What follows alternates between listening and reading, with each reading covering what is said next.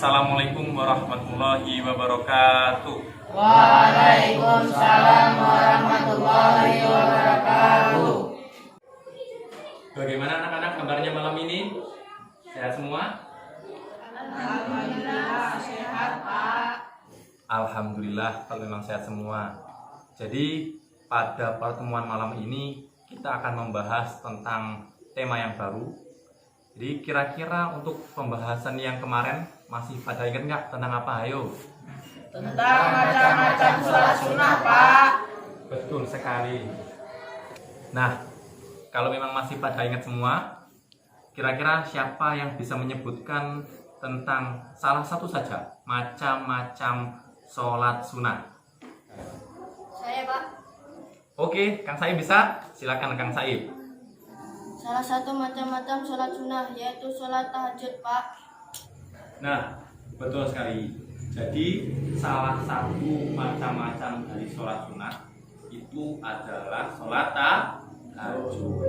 Kira-kira siapa lagi yang bisa menyebutkan tentang contoh-contoh sholat sunnah? Saya, Pak. Oke, Kang Faris, silakan sebutkan. Contoh sholat sunnah yang lainnya itu adalah sholat subuh, Pak.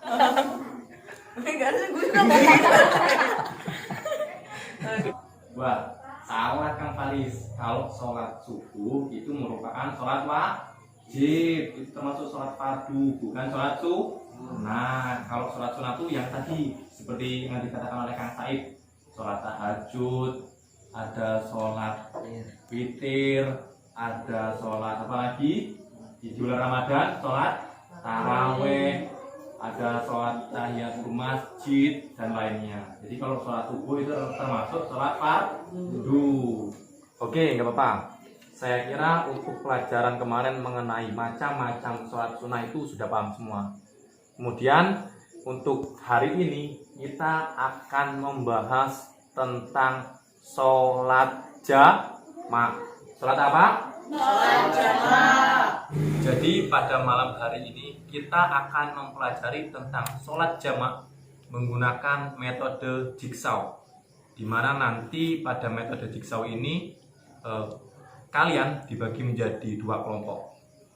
Nanti untuk selanjutnya silakan ikuti instruksi dari Bapak. Oke, mari kita mulai pembelajaran mengenai sholat jamaah dengan menggunakan metode jigsaw. Sekarang untuk membagi kelompok menjadi dua, silakan berhitung dimulai dari Kang Haris. 1, Terus Kang Hafiz. 3, 4, Selanjutnya Mbak Sinta. 5, 6, 7, 8. Oke. Sudah berhitung semua. Jadi kan ada hitungan 1 sampai 8.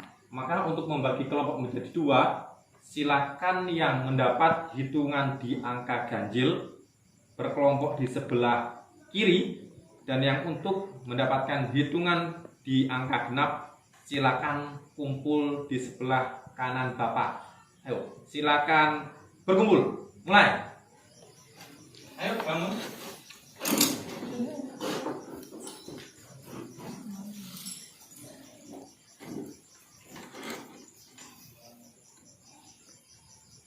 Nah, selanjutnya karena kita mempelajari tentang sholat jamaah, ada 4 poin penting mengenai sholat jamaah yang akan kita bahas pada malam hari ini.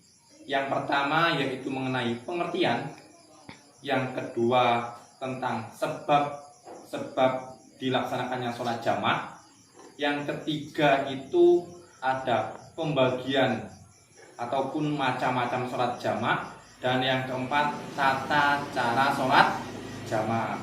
Nah, jadi karena kalian dibagi menjadi dua kelompok, maka untuk satu kelompoknya mendapatkan dua materi yang akan kalian bahas bersama kelompok kalian ini. Nah, untuk kelompoknya Kang Faris dan teman-temannya itu akan membahas mengenai 1, pengertian sholat jamaah, dan yang kedua tentang sebab-sebab dilaksanakannya sholat jamaah. Sudah paham? Ya. Dan untuk kelompok 1 kelompoknya Kang Fajar itu akan membahas mengenai pembagian ataupun macam-macam sholat jamaah, dan yang kedua itu mengenai tata cara pelaksanaan sholat jamaah. Jadi untuk setiap kelompok silakan nanti kalian berdiskusi dengan teman-teman kalian untuk mencari informasi ataupun pemahaman mengenai materi yang kalian dapatkan. Nanti Bapak kasih waktu 15 menit untuk kalian berdiskusi bersama kelompoknya untuk mencari materi mengenai topik yang kalian dapatkan. Apakah semuanya sudah paham? Oke, silakan kalian berkumpul bersama teman-temannya untuk berdiskusi. Dimulai. Ayo silakan buat lingkaran bersama kelompoknya masing-masing.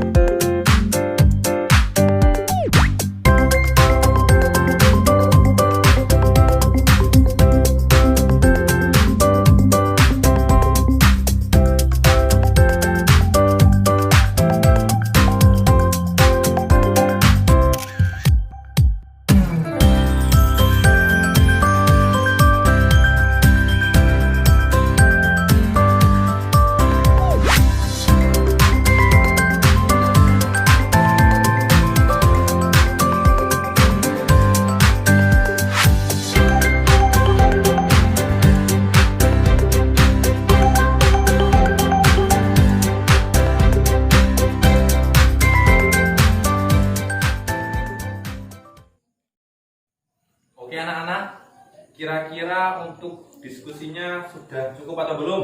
Belum. Oke, nggak apa, dilanjutkan. Untuk sesi diskusinya untuk tiap kelompok, waktunya tinggal 5 menit lagi.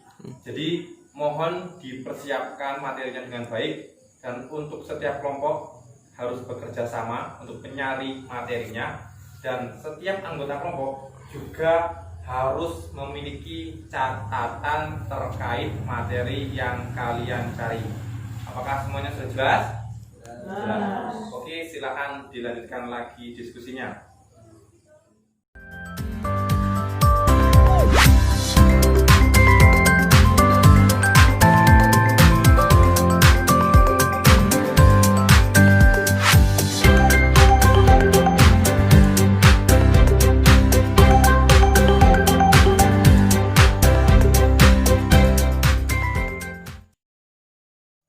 Oke, untuk sesi diskusi tiap kelompoknya waktunya sudah selesai. Silakan kembali ke posisi awal kalian. Ayo, silakan duduk menghadap ke depan lagi.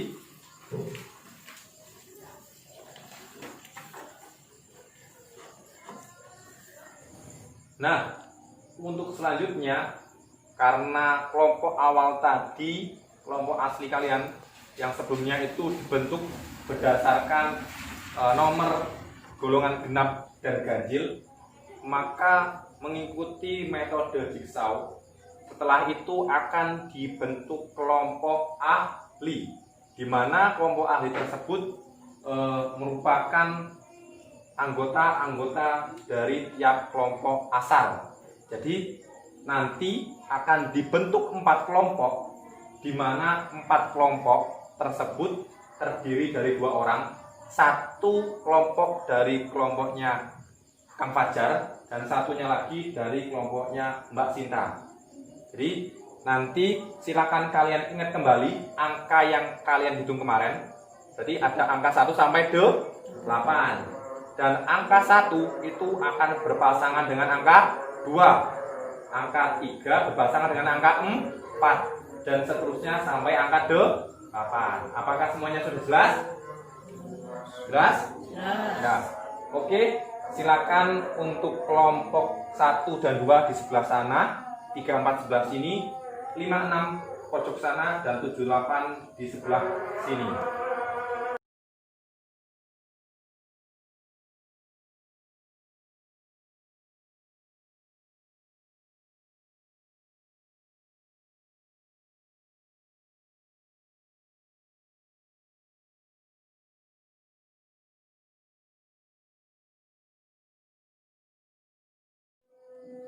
Langkah selanjutnya, setelah kalian membentuk kelompok ahli yang terdiri dari masing-masing anggota kelompok genap dan ganjil, maka silakan untuk tiap kelompoknya, kelompok yang baru terbentuk ini berdiskusi terkait materi yang sudah kalian cari.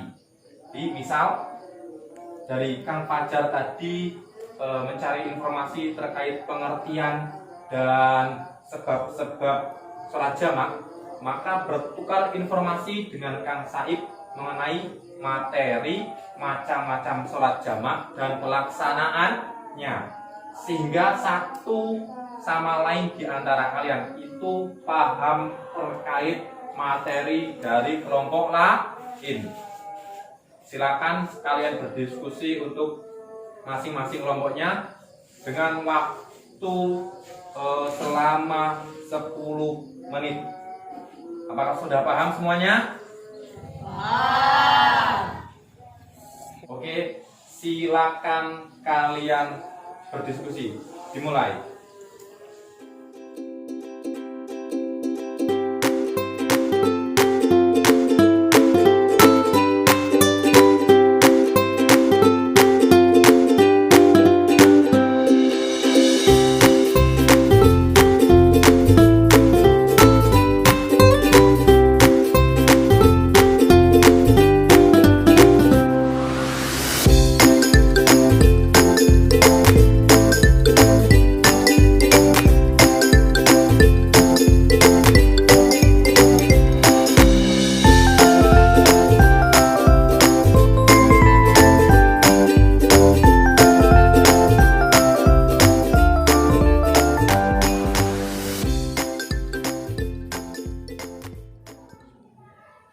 Baiklah, untuk waktu diskusi di kelompok ahli sudah cukup.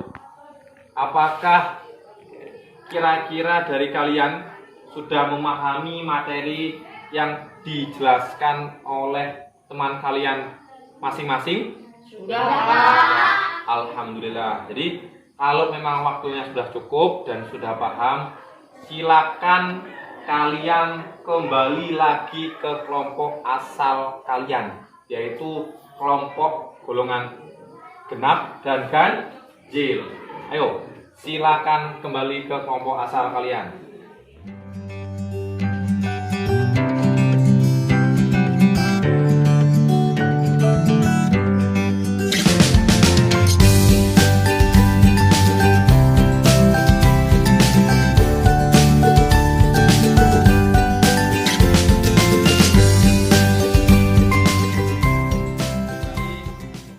Setelah kalian kembali ke kelompok kalian yang awal, ke kelompok asal, maka tugas selanjutnya dari masing-masing kelompok, baik kelompok 1 ataupun kelompok 2, nah, yaitu membuat 3 soal terkait materi yang kalian dapatkan di tiap kelompoknya. Paham? Ini contoh dari kelompok 1 mendapatkan materi tentang apa kemarin? Pengertian dan macam-macam. Maka kalian membuat soal dari pembahasan yang kalian dapatkan, dari informasi yang kalian cari terkait 2 materi tersebut, yaitu pengertian dan macam-macam. Begitu juga dengan kelompok 2.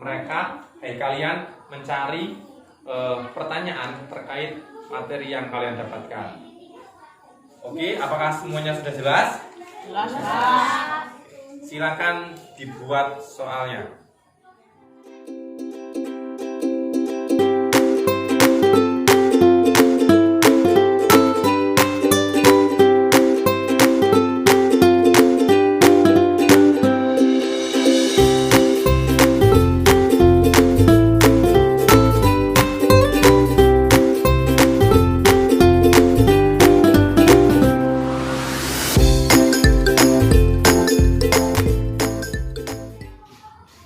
Oke, untuk pembuatan soal saya rasa sudah cukup waktunya.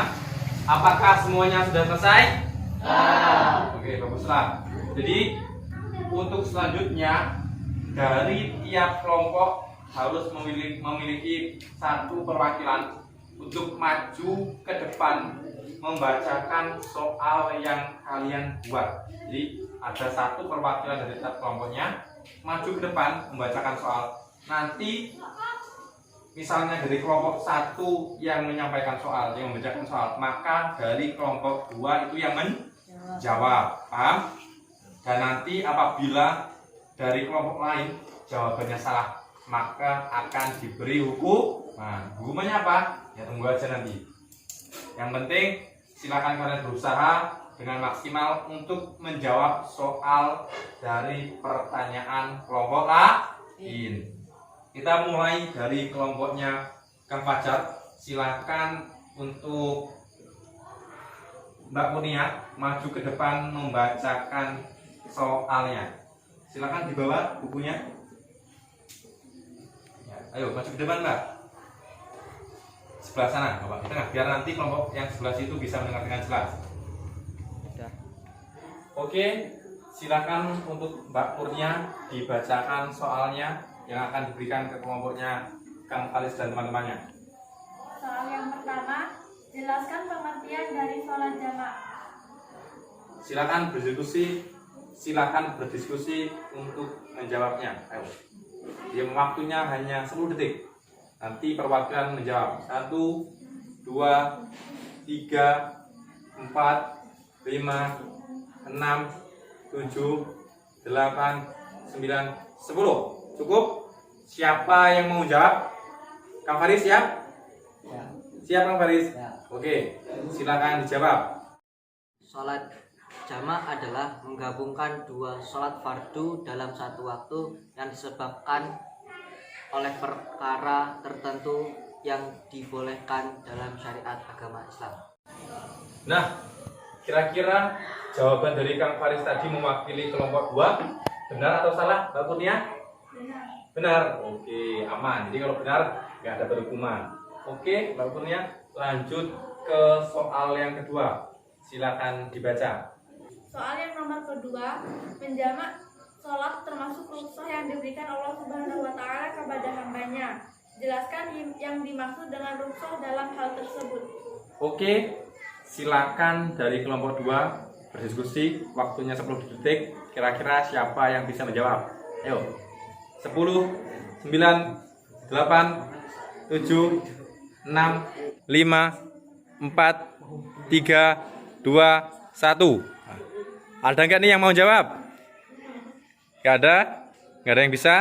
Nah, kalau dari kelompok 2 nggak ada yang mau menjawab, nggak ada yang bisa menjawab, maka dari kelompok 2 harus siap-siap dihukum. Ini masih tetap nggak ada yang bisa menjawab? Ayo, silakan dari kelompok 1 berdiri semua. Kita hukum kelompok 2. Ini ada tempelan, silakan ditempelkan ke masing-masing temannya di kelompok 2. Silakan berdiri, ayo. Nanti ditempelkan terserah, yang penting di wajah temennya. Tadi yang cowok ke yang laki-laki, yang laki-laki ke yang laki-laki, yang perempuan ke yang perempuan.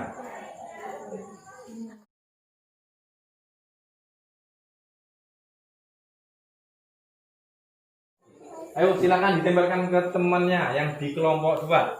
Sini.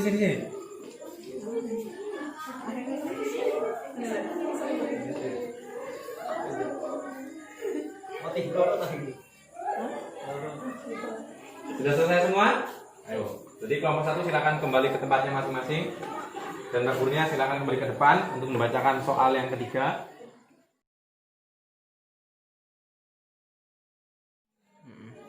Nah, kalau sudah selesai pembacaan soal dan saling menjawab pertanyaan dari kelompok 1 dan 2, maka untuk seterusnya kita akan membahas terkait hal-hal yang mungkin belum jelas terkait materi yang kalian cari, yaitu tadi mengenai soal yang kedua dari pertanyaan kelompoknya Kang Fajar, yaitu kelompok 1 tentang rukhsah.